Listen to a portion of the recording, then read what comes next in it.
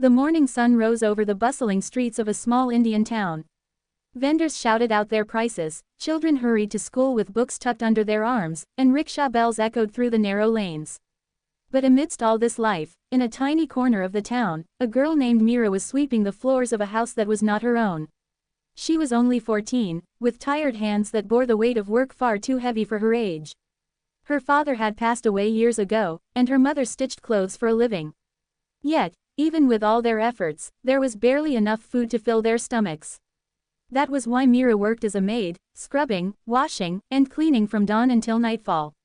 But behind those weary eyes was something more, a spark that refused to die. Mira loved books. She had found her first one in the garbage, pages torn and covers stained, but to her, it was a treasure. She would sit under the dim streetlight outside her home and read every word aloud until she memorized them. Stories became her escape, and knowledge became her quiet rebellion against a world that told her she was only meant to serve. One evening, after finishing her chores at a wealthy family's house, she saw their daughter studying at a big wooden desk, surrounded by piles of books. Mira paused for a moment too long, staring at the glossy pages filled with pictures and words she had never seen. "Why are you standing there?" the girl snapped, irritated. Mira quickly lowered her eyes and muttered, "Nothing, Didi, I was just leaving." But as she walked out, the image of those books burned into her mind. That night, she whispered to her mother, "Amma, what does it take to become an officer? The kind that wears a badge and helps people?" Her mother looked at her in surprise.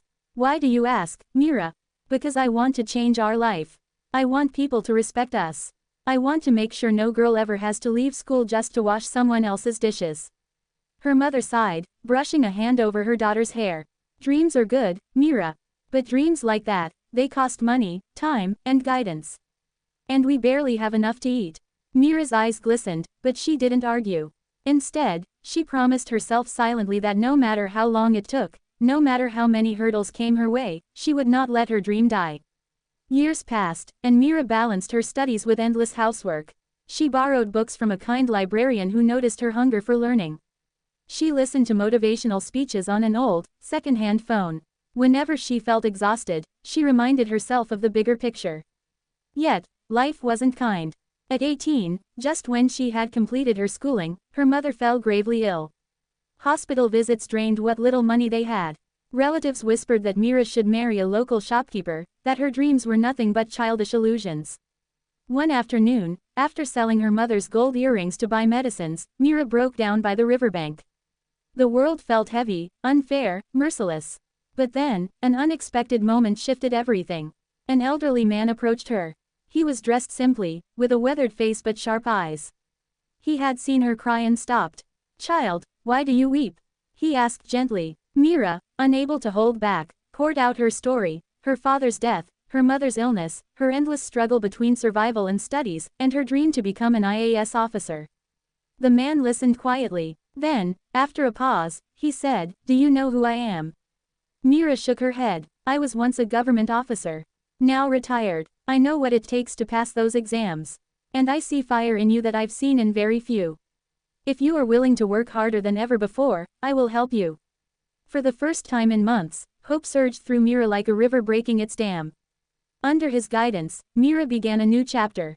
He brought her used textbooks, taught her how to make notes, and most importantly, taught her discipline.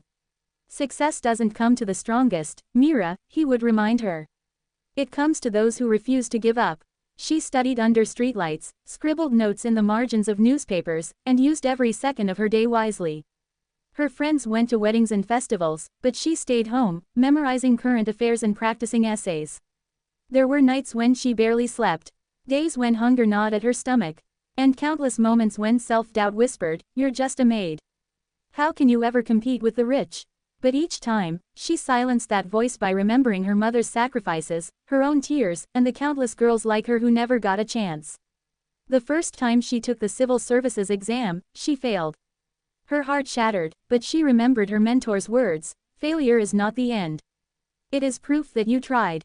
And trying is more powerful than never beginning." She attempted again. This time, she cleared the prelims but stumbled in the mains. Another storm of disappointment struck her, and neighbors mocked her persistence. But Mira had learned something important. Every failure was a stepping stone, not a dead end. She tightened her focus, studied harder, and went back into the battlefield once more. Finally, on the third attempt, after years of struggle, sleepless nights, and relentless effort, the results were declared. Mira's hands trembled as she scrolled through the list of selected candidates on a borrowed computer in a small cyber cafe. Line after line, she searched for her name, her heartbeat pounding louder than ever before. And then, there it was. Mira Sharma, rank 41. She froze, staring at the screen as tears blurred her vision. She had done it. The maid who once scrubbed floors now stood among the future administrators of the nation. The day of her training, she walked into the campus with her crisp white shirt and black trousers, holding her head high. People glanced at her with curiosity, but she didn't mind. She remembered the nights under the streetlight, the books she read until her eyes burned, the whispers of doubt she had silenced.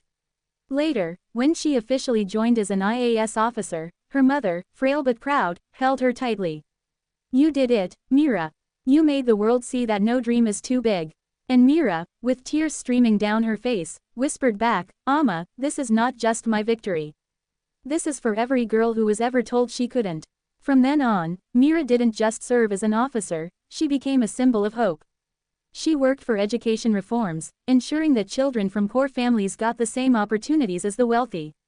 She built libraries in villages, provided scholarships for girls, and often told her story to remind others that destiny bows before determination.